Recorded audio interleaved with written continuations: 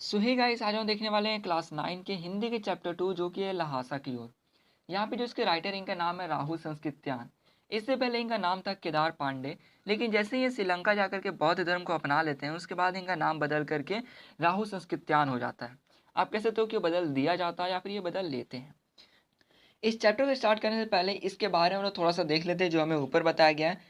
यहाँ पर कहा गया है कि 1929 और 30 के बीच में राहुल जी पहली बार जो है तिब्बत गए थे, वो भी नेपाल के रास्ते। और एक चीज ध्यान देना कि ये जो पूरा कहानी है लहासा की ओर, इसके अंदर राहुल जी जब पहली बार तिब्बत गए थे तब उनके साथ क्या क्या हुआ, उन्होंने क्या क्या देखा, क्या महसूस किया, कैसे कैसे परेशानियां आई, इन सब चीजों के बारे में इन्होंने पूरा लिखा है। तो हाँ, यहाँ पर एक चीज़ और क्लियर कर दूं कि ये पहली बार इन्होंने जब यात्रा किया उसके बाद भी दूसरी बार भी इन्होंने तिब्बत की यात्रा की हुई है। लेकिन इस कहानी के अंदर इन्होंने पहले यात्रा के बारे में लिखा है। यहाँ पे राहुल जी बताते हैं कि उस बीच मतलब जिस वक्त ये यात्रा कर रहे थे उस वक्त जो है भारतीयों को तिब्बत यात्रा की अनुमति नहीं थी। जैसे कि हम लोग जानते हैं कि उस समय अंग्रेजों का शासन था 1929 और 30 के बीच में भी। तो अंग्रेज जो है किसी वजह से तिब्बत जाने से मतलब मना कर दिए थे, भारतीयों को वहां पर रोक लगा दिए थे। तो इस वजह से जो है राहु जी जो थे वह भिखमंगा मीन्स जो भिखारी है उसका वेशभूषा करके जो है तिब्बत गए थे। तो उसी के बारे में यहाँ पर जो है इस पूरे चैप्टर में उन्होंने बताया है। तो इस चैप्टर को स्टार्ट करने से पहले मैं आपको ये इंपॉर्टेंट बात बता दूं। देखो, इस चैप्टर के अंदर बहुत सारे बच्चों को कन्फ्यूज़न होता है और वह कन्फ्यूज़न आपको ना हो इसलिए ध्यान देना आप। जो राइटर हैं ये दो या लगभग उससे अधिक बार तिब्बत जा चुके हैं। लेकिन यहाँ पर इस कहानी के अंदर जो है वो अपने पहले एक्सपीरियंस को लिख रहे हैं। मतलब जब वो पहली बार तिब्बत गए थे और उस वक्त में भारतवासियों को तिब्बत जाने से मनाई थी तब वो किस तरीके से तिब्बत गए। ठीक है, तिब्बत के रास्तों में उन्होंने क्या क्या चीज़ देखा, वहाँ के लोग उन्हें कैसे लगे, उनके बारे में उन्होंने जो है यहाँ पर बताया है। तो ध्यान देना, वो दो या लगभग उससे अधिक बार तिब्बत जा चुके हैं लेकिन यहाँ पर इस कहानी के अंदर अपने पहले एक्सपीरियंस को वो लिख रहे हैं। तो यहाँ पर ये बताते हैं कि जब वो पहली बार तिब्बत जा रहे थे तो उस समय वह जो है नेपाल से होकर जा रहे थे। मतलब पहले भारत से होकर नेपाल गए, फिर नेपाल से होकर तिब्बत गए। और वह जिस रास्ते से जा रहे थे वह उस समय का मुख्य रास्ता था क्योंकि फरी कोलिंगपोंग का रास्ता उस समय नहीं खुला था। ये जो फरी कोलिंगपोंग का रास्ता है ना, यह डायरेक्ट भारत से तिब्बत जाता है लेकिन उस समय यह रास्ता खुला नहीं था। इस वजह से ये पहले जा रहे थे नेपाल, फिर नेपाल से होकर जा रहे थे तिब्बत। तो ये बताते हैं कि उस वक्त में नेपाल और हिंदुस्तान की भी चीज़ें जो थी वह इसी रास्ते से तिब्बत जाया करती थी। तो देखो, अभी जस्ट हमने देखा कि भारतवासियों को तिब्बत जाने से मनाही थी। तो यहाँ पर भारत का सामान तिब्बत कैसे पहुंचा। तो एक चीज़ हो सकता है कि यहाँ पर भारत का सामान पहले नेपाल पहुंचता हो, फिर नेपाल के लोग जो है उसको तिब्बत ले जाते हो। इसी तरह नेपाल के लोग अपने सामान को भी उसी रास्ते से तिब्बत ले जाते होंगे। ठीक है। तो यहाँ पर ये जो रास्ता था ना, ये बहुत ही मुख्य रास्ता था क्योंकि इस रास्ते से जो है व्यापार भी होता था और साथ ही में सैनिक रास्ता भी था। मतलब सैनिक भी आया जाया करते थे। इसी वजह से इस रास्ते में जगह जगह पर जो है फौजी चौकियां और किले बने हुए थे।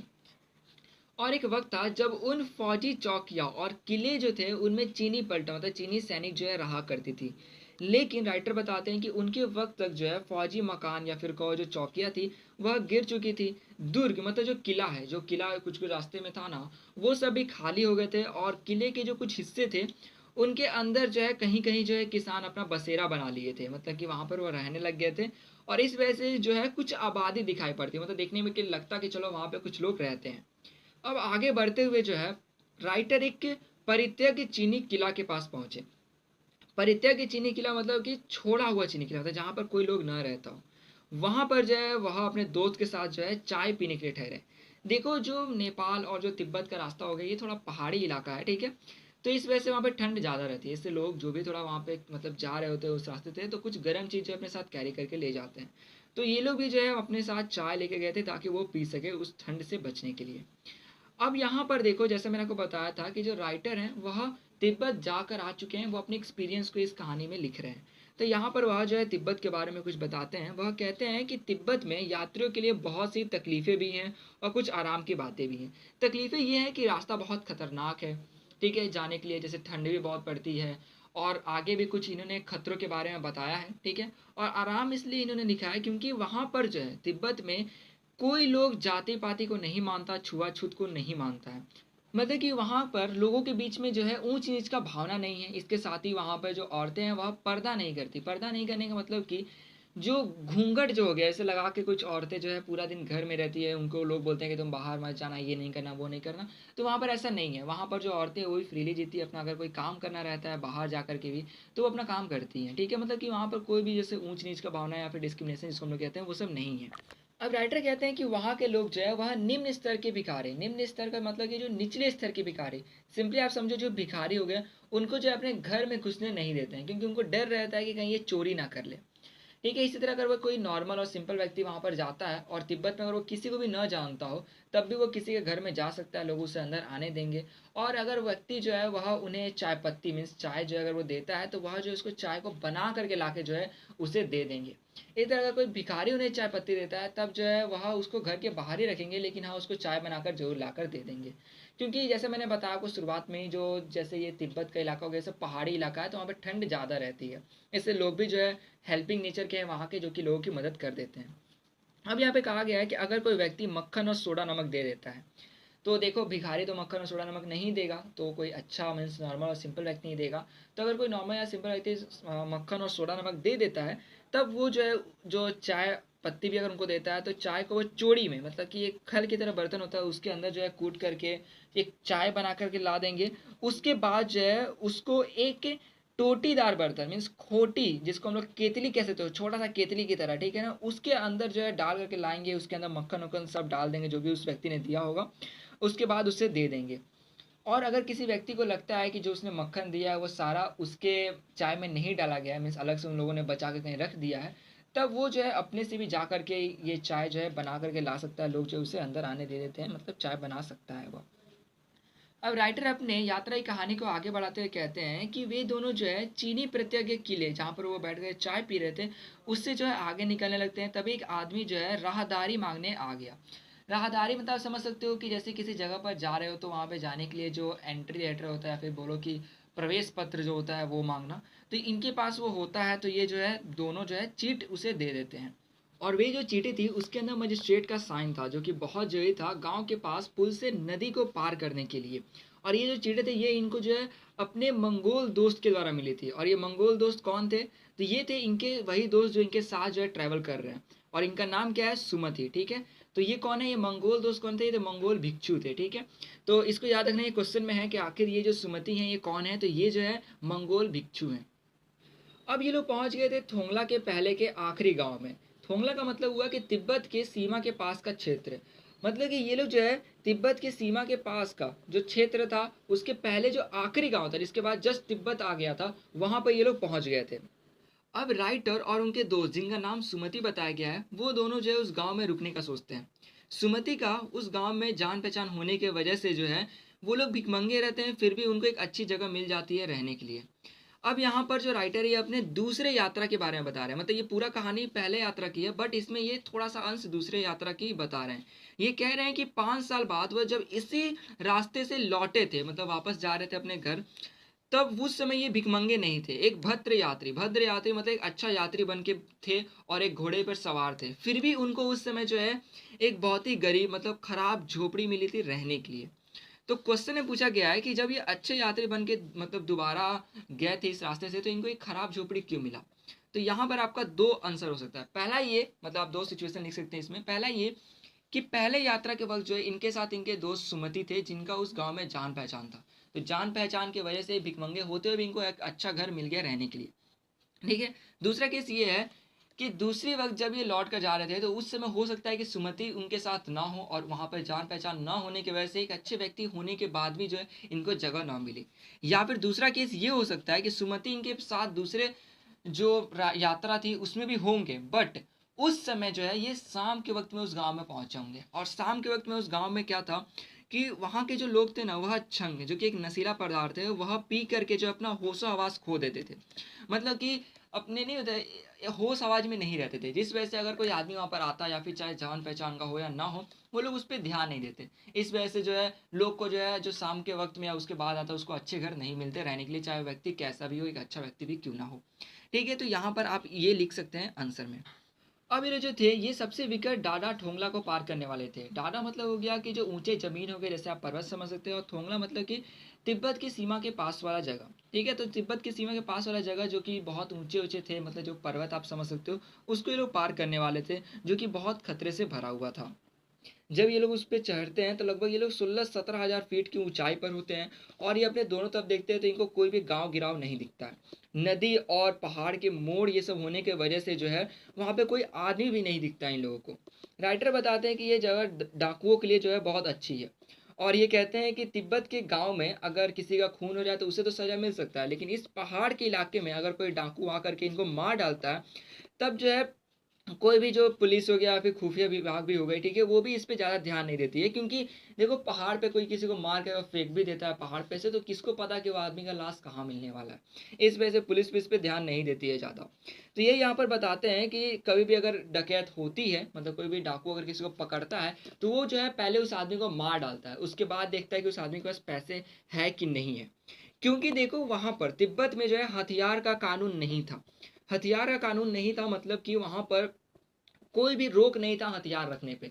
वहां पे कोई भी आदमी जो है बहुत इजीली पिस्तौल बंदूक आराम से लेकर घूम सकता था, मानो कि जैसे कोई आदमी डंडे लेकर नहीं घूमता है यहाँ वहाँ, उस तरह कोई भी आदमी जो है आराम से पिस्तौल ये सब लेकर घूम सकता था। और वहाँ पे हर एक आदमी के पास आपको ये देखने को मिल जाएगा। इसलिए यहाँ पर ये बताते हैं कि अगर कभी डाकू किसी व्यक्ति को पकड़ भी लेते हैं, ठीक है, और उसे अगर वो लूट भी लेते हैं, तब भी वो उसे मार डालते हैं, क्योंकि डाकू को भी खतरा रहता है कि अगर वो व्यक्ति को छोड़ देंगे तो कहीं अगर उसके पास भी हथियार हुआ तो उनकी जान पर आ जाएगी। इसलिए वो जो है लोग को मार डालते हैं। इसके बाद जो है ये बताते हैं राइटर कि ये जब गांव में पहुंचते हैं तो उनको ये मालूम चलता है कि पिछले मतलब साल ही जो है यहाँ पर इस जगह पर किसी का मतलब खून हुआ था। इसी पर राइटर कहते हैं कि हम भिखमंगे थे, और जहाँ कहीं वैसी सूरत देखते मतलब कुछ लोगों को देखते हैं, तो वो जो अपने टोपी को उतार करके जीभ निकाल कर कुची कुची मीन्स दया दया 1 पैसा मतलब नहीं हुआ भीख मांगने लग जाते हैं, जिससे कि लोगों को शक भी ना हो कि ये भिखमंगे ना हो कि कोई और व्यक्ति हो। और इस वजह से जब वो मतलब पहाड़ पर चढ़ाई कर रहे थे तो उनको ज़्यादा डर भी नहीं था डकैत का, क्योंकि डकैत भी सोचेंगे कि यार इसके पास पैसे नहीं है, इसको क्या ही हम लोग मारे। तो यहाँ पर अब जो है जब ये गाँव में पहुंच जाते हैं, अब ये सोचते हैं कि अगला पड़ाव जो है इनका 16-17 मील दूर है, और इसलिए अपने सुमति दोस्त से बोलते हैं कि हम लोग को लंकोर तक जाना है, इसलिए हम लोग 2 घोड़े ले लेते हैं, क्योंकि बहुत दूर का रास्ता और चढ़ाई भी बहुत मतलब खतरनाक है और थकान भरी है। तो ये लोग सोचते हैं कि सामान हम लोग घोड़े पर रख लेंगे और चल देंगे। तो अगले दिन ऐसा ही करते हैं, घोड़े पर सवार हो जाते हैं, और डांडे डांडे मतलब वही ऊंची चढ़ाई करने से पहले जो है ये चाय पीते हैं और फिर चढ़ाई करना शुरू कर देते हैं। दोपहर के वक्त तक जो है ये डांडे के ऊपर पहुंच जाते हैं। ये जो है समुद्र तल मतलब जो सी लेवल होता है इसे 17-18 हज़ार फीट की ऊंचाई पर रहते हैं, तो सिंपली समझ जाओ कि पहाड़ की एकदम ऊंचाई पे रहते हैं। अब राइटर जो है उतने ऊंचे स्थान पे से जो है अपने चारों तरफ देखते हैं, तो अपने दक्षिण की तरफ देखते हैं, फिर वहां से जो है पूरब की पश्चिम की ओर देखते हैं, तो उन्हें जो है हिमालय के हजारों श्वेत शिखर, मतलब जो हिमालय पर्वत है उसके जो बहुत सारे जो टॉप होते हैं, मतलब ऊपर का जो शिखर होता है वो सफेद था, मतलब उस पर बर्फ गिरे हुए थे, वो उनको दिखाई देते हैं। फिर वो देखते हैं कि भीटे भीटे मतलब हो गया कि टीले के आकार का ऊंचा स्थान, मतलब ऐसा एक स्थान जो कि बहुत ऊंचा हो, जो कि पर्वत की तरह दिखता हो, मतलब हो नहीं मतलब उसकी तरह दिखता हो। ठीक है, तो जब वो देखते हैं इन भीटों को तो उन्हें दिखता है कि एकदम नंगे थे, मतलब कि वहां पर ना कोई बर्फ एकदम जमा था और ना ही वहां पर हरियाली थी। उसके बाद अपने उत्तर की तरफ देखते हैं तो उत्तर की तरफ उन्हें जो है कुछ और चोटियां, मतलब जो पर्वत की चोटी होती है वो दिखाई पड़ती है, जिनके ऊपर बर्फ पड़े हुए थे। फिर वो देखते हैं कि जो सर्वोच्च स्थान रहता है, मीन जो सबसे ऊंचा स्थान होता है, डांडे डांडे मतलब उन ऊंचाई वाले जगहों का सबसे ऊंचा स्थान, वहां पर पर्वत के देवता का स्थान रहता है। जो देवता का स्थान था वो पत्थरों के ढेर, जानवरों के सींग हो, और रंग बिरंगे कपड़े जो कि झाड़ियों पर लगाए गए थे उससे जो है सजाया गया था। ये कहते हैं कि जब ये चढ़ाई कर रहे होते हैं मतलब पहाड़ पे चढ़ रहे होते थे, तब जो है बहुत ज़्यादा मुश्किल हो रहा था, लेकिन जैसे ही उतरने लग जाते हैं तब जो है बहुत आसानी होती है। ये कहते हैं कि इनके साथ कुछ और भी लोग जो है आगे बढ़ रहे थे, लेकिन इनका घोड़ा जो था वो बहुत धीरे चल रहा था, इस वजह से ये सभी से पीछे रह गए। फिर ये कहते हैं कि ये जो है दोन को विस्तो जो कि एक नायक था और घुड़सवार भी, मतलब घोड़े बैठ के एक जैसे दूसरी जगह पर जाया करता था, उसकी तरह महसूस कर रहे थे, क्योंकि इनके साथ जो भी साथी थे इनके, जैसे इनका दोस्त था और भी कुछ लोग जो इनके साथ आगे बढ़ रहे थे, वो सब ज़्यादा ही आगे जा चुके थे और ये पीछे रह गए थे। आगे बढ़ते हुए इन्हें एक राह दिखती है जहाँ पर 2 रास्ते होते हैं, एक दाएं जाता है और एक बाएं। ये बाएं रास्ते को पकड़ कर जो है लगभग 1-1.5 मील आगे जाते हैं, और वहाँ पर कुछ लोगों से पूछते हैं कि आखिर ये जो है लंकोर कैसे पहुँच सकते हैं। तभी वहाँ के लोग बताते हैं कि जिस रास्ते से आए हैं उसी रास्ते में जो दाहिना रास्ता था वो लंकोर जाता है। अब ये वापस मुड़ करके जाते हैं पीछे और दाहिना रास्ता पकड़ के आगे बढ़ते हैं। लगभग 4-5 बज चुके होते हैं और ये सोचते हैं कि इनको रात हो जाएगी पहुँचते पहुँचते। ये जैसे ही गांव में पहुंचते हैं, मतलब लगभग शाम में ही पहुंच जाते हैं, ज़्यादा रात नहीं होती है, तब देखते हैं कि इनके जो मित्र होते हैं सुमति, वो बहुत ज़्यादा गुस्से में रहते हैं और बोलते हैं कि देखो मैंने 2 टोकरी कंडे, कंडे मतलब हो गया कि जो गोबर, गाय के गोबर से जो बनाया रहता है सुखा करके, जिसको चिपरी भी बोला जाता है, ठीक है, उसको जो है इस्तेमाल किया जाता है जैसे फ्यूल के तौर पर, ठीक है, जलाने के लिए। तो उसको बोलते हैं कि मैंने 2 टोकरी फूंक दी है और 3 3 बार जो है चाय को गर्म किया है। तभी जो है यहाँ पे राइटर जो है एकदम आराम से बोलते हैं नरमी से कि मेरा कोई कसूर नहीं है मित्र, देखो मुझे कैसा घोड़ा मिला है जो कि इतना धीरे चल रहा था कि मैं सबसे पीछे रह गया और मुझे आगे जाकर के 2 राह मिले और मैंने गलत राह पकड़ लिया। मुझे तो लग रहा था कि मैं कहीं रात तक ना पहुँचूँ, लेकिन चलो अच्छी है कि मैं जो है जल्दी, मतलब ज़्यादा रात नहीं हुआ, मैं जल्दी शाम के वक्त में ही पहुँच गया। अब इनके जो मित्र रहते हैं वो बहुत ज़्यादा गुस्सा तो हो जाते हैं, लेकिन हाँ, वो बहुत जल्दी जो है शांत भी हो जाते हैं। दोनों लंकोर में रुक जाते हैं और यहाँ पर भी जो है इनको रुकने के लिए एक अच्छी जगह मिल जाती है, क्योंकि इस जगह पर भी सुमति के अच्छे जान पहचान थे, मतलब यजमान थे जिनको वो जानते थे। अब रात में इनको जो है चाय सत्तू मिलता है खाने के लिए, फिर जो इनको गर्मा गर्म थुप्पा, थुप्पा का मतलब हुआ कि सत्तू या चावल के साथ मूली। इसके साथ थुप्पा का एक और मीनिंग है जो कि ये हड्डी या फिर मांस के साथ पतली लेई का बना हुआ खाद्य पदार्थ, मतलब पतली लेई मतलब समझ लो कि जो लगभग जो है सेवई की तरह दिखता हो, ठीक है। तो यहाँ पर इनको थुक्पा मिलता है, मीन्स सत्तू या चावल का साथ जो है मूली। अब ये लोग जो है अगले दिन चलते हैं तिंगरी। तिंगरी जो है एक जगह था जहाँ पर बहुत विशाल मैदान था और आसपास में जो है बहुत बड़े बड़े पर्वत थे, मानो एक ऐसा टापू जिसके आसपास में भी पर्वत ही पर्वत हो। और ये जो तिंगड़ी मैदान है इसमें दूर छोटी सी एक पहाड़ी दिखाई देती है जिसका नाम है तिंगड़ी समाधि गिरी। तो अभी ये लोग जो है तिंगड़ी मैदान में रहते हैं और आगे ये तिंगड़ी गांव की तरफ बढ़ रहे होते हैं। उससे पहले भी जो है आसपास में बहुत सारे गांव रहते हैं और वहाँ के लोग जो है वो सभी सुमति को जान रहे होते हैं। अब राइटर कहते हैं कि कपड़े की पतली पतली चीरी बत्तियों के गंडे खत्म नहीं हो सकते थे। गंडे मतलब हो गया कि मंत्र पढ़कर गांठ लगाया गया हुआ। मतलब ये लोग क्या था, ये जो गंडे थे ना यहाँ बोध गया से लाया गया था, और ये जो सुमति थे ये बोध गया से गंडे लेकर आए थे और यह चाहते थे अपने यजमान, मतलब जो भी लोग जिनको वो जानते थे, ठीक है, उन लोग को देना चाहते थे। लेकिन बात यहाँ पर था कि सुमति जो है चाहते थे उनसे मिलने जाना, लेकिन जो राइटर हैं वो बोल रहे थे कि अगर ये चले जाएंगे सभी अपने जान पहचान वाले लोगों से मिलने तो इनको बहुत ज़्यादा वक्त लग जाएगा, 2 3 सप्ताह लग जाएगा सबसे मिल के आने में, और ये जो है पूरा देर यहाँ पे रुके रह जाएंगे और जो है लहसा जल्दी पहुँच नहीं पाएंगे। इसलिए कहते हैं सुमति को कि आप जो है पहले लहसा चलिए, वहाँ पर चल करके मैं आपको पैसे दे दूंगा, उसके बाद आप इन लोगों से मिल लीजिएगा। अब सुमति जो है वो बोलते हैं ठीक है, वो स्वीकार लेते हैं। अगले दिन जो है सुबह के वक्त में ये लोग भरिया में जो भार ढोने वाला, जो कि भार को ढोता है जैसे बैलगाड़ी या फिर किसी और तरीके से भार को एक जगह से ढो करके दूसरी जगह ले जाता हो, उसको ढूंढ रहे थे, लेकिन कोई मिलता नहीं है। तब जो है ये लोग 10 11 बजे मतलब निकल पड़ते हैं। जैसे ही 10 11 बजता है तो उस समय धूप तेज हो जाता है, और जैसे ये चलते हैं ना तो जहाँ जहाँ जिस हिस्से में धूप पड़ता है जैसे फेस पर, तो बहुत ज़्यादा गर्मी लगती है। ये लोग बहुत मोटे कपड़े पहने रहते हैं तो इससे अपने मुंह को ढक लेते हैं। अब जैसे मैंने आपको शुरुआत में बताया था कि पहाड़ी इलाके में ठंड बहुत रहती है, तो देखो जिस जिस हिस्से में धूप लगेगा वहां पर तो गर्मी लगेगी, लेकिन जहां पर धूप नहीं लग रहा है वहां पर बहुत ज़्यादा ठंड लगेगी।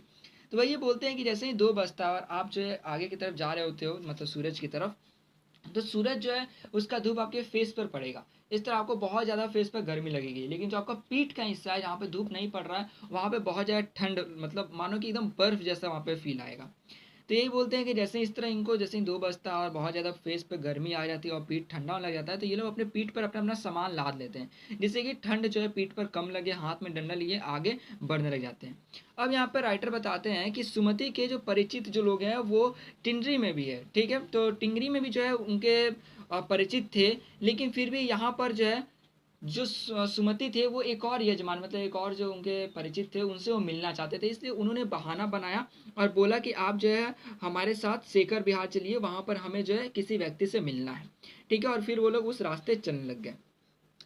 अब यहाँ पे राइटर कहते हैं कि जो तिब्बत की जमीन है ना वो छोटे बड़े जागीरदारों में बटी है। जागीरदार मतलब कि जिनको राजा के द्वारा जो है जमीन कुछ दिया गया हो, और इन जागीरों में मतलब वो जो जमीन वहां पर थे बहुत सारे, उसमें जो सबसे बड़ा हिस्सा था वो मठ, जिसमें विहार, विहार मतलब हो गया ऐसा मठ जहां पर बौद्ध रहते हो, मतलब आप बोल सकते हो बौद्ध मठ, ठीक है। तो जो बौद्ध मठ था उनके पास था, उनके हाथ में था। अब बोलते हैं जिन जिन लोग के पास उनका जागीर था, जो भी जमीन था उन लोग के पास, वहां पर वो खुद भी खेती करते थे और वहां पर बेगार मजदूर भी मिल जाते थे। बेगार मतलब कि बिना पैसे के जो मजदूरी करते, मतलब काम वहां पर खेत में कर दिया करते थे। अब बोलते हैं खेती का इंतजाम देखने के लिए वहाँ पर जो भिक्षु जो है भेजे जाते थे, मतलब जैसे नहीं या बौद्ध में से जो भी भिक्षु हैं उनको भेजा जाता था जगह जगह पर देखने के लिए कि सभी जगह जो है सही से खेती हो रहा है कि नहीं हो रहा है। फिर जो जागीर के आदमियों के लिए राजा से कम नहीं होता था, मतलब मानो ना कि उसका भी जो भिक्षु हुआ करते उनके पास सबसे ज़्यादा ज़मीन है, और वहाँ पर जो है वो लोग राजा से कम नहीं है, मतलब कि उनका पकड़ वहाँ पे बहुत अच्छा है। अब जो राइटर थे वह सेकर की खेती, सेकर एक व्यक्ति है जिसके खेती के मुखिया भिक्षु नम से, मतलब जो बौद्ध भिक्षु थे उनसे जो है मिले। वो बहुत ही भद्र पुरुष थे, मतलब सभ्य पुरुष थे। उन्होंने बहुत ही प्रेम से जो है लेखक से बात किया। लेखक सोचते हैं कि उस वक्त वो जो है दूसरे भेष में थे, जैसा हम जानते हैं कि स्टार्टिंग से वो जो है भिखमंगे के भेष में थे। तब भी जो है वो जो भिक्षु थे, जो मुखिया भिक्षु थे, वो बहुत ही अच्छे से इनसे बात किए। ये बोलते हैं कि वहाँ पर एक अच्छा मंदिर था और इनका जहाँ पर आसन लगाया गया, मतलब यहाँ पर जहाँ पर इनको रखा गया, जहाँ पर इनको मतलब रहने की व्यवस्था की गई, वहीं पर जो एक बुद्ध वचन अनुवाद है जिसको बोला गया कंजूर था, जिसमें 103 पोथियाँ रखी हुई थी, हस्तलिखी मीन्स हाथ से लिखी हुई। और हर एक पोथी जो थी वह 15-15 शेर से कम नहीं थी। 15-15 शेर मतलब ये वजन बोला जाता है, शेर एक तरह का वजन है। एक शेर मतलब 933 ग्राम, ठीक है। तो 15 शेर है तो लगभग आप 14 किलोग्राम समझ सकते हो। मतलब एक एक जो पोथी मतलब बुक वहाँ पे रखी थी वो 14-14 किलो की थी। अब यहाँ पर सुमति जो है वो पूछते हैं लेखक से कि मैं यहाँ पर कुछ यजमान मतलब जो भी उनके जान पहचान के लोग हैं उनसे मिलने जाना चाहता हूँ। तब यहाँ पर जो राइटर रहते हैं वही बोलते चले ठीक है आप जाइए मिलने। अब ये जो है पुस्तक पढ़ने लग जाते हैं, राइटर को भी पुस्तक पसंद आता है तो वो पढ़ना शुरू करते हैं। और राइटर सोचते हैं कि लगभग 2-3 दिन तो लग ही जाएगा इनको आने में, मतलब सुमति को। लेकिन सुमति उसी दिन जो है दोपहर के बाद जो है चले आए, मतलब मानो सुबह गए और दोपहर में ही आ गए। अब जो है ये लोग तिंगड़ी जो गांव था उसके लिए निकल पड़े क्योंकि वो ज़्यादा दूर नहीं था। ये लोग जैसे हम जानते हैं कि यहाँ पर मिलना था इनको सुमति को कुछ अपने जान पहचान वाले लोगों से, इस वजह से वो यहाँ पर आए थे। अब वो लोग तिंगड़ी गांव की तरफ जो है निकल पड़े। और फिर जो है वो जो भिक्षु नमते थे उनसे विदाई उन्होंने ले ली। तो यहाँ पर उसके बाद जो है तिंगड़ी गांव के बाद वो लोग जो है अपना जो भी उनका पहुंच था, जो भी यहाँ पे उनका लक्ष्य था वो वहाँ पर पहुंचे होंगे लहसा। तो ये था पूरा इस कहानी के अंदर। आशा करूँ आपको वीडियो अच्छी लगी हो। वीडियो अच्छी हो तो प्लीज़ लाइक कर देना, दोस्तों से शेयर कर देना, और हाँ कमेंट में बताना कि आपको जो है कैसा लगा ये वीडियो को पूरा देख कर जानकर। तो पूरा इसमें मैंने आपको डिटेल में बता दिया है। तो मिलते हैं अब हम लोग नेक्स्ट चैप्टर में।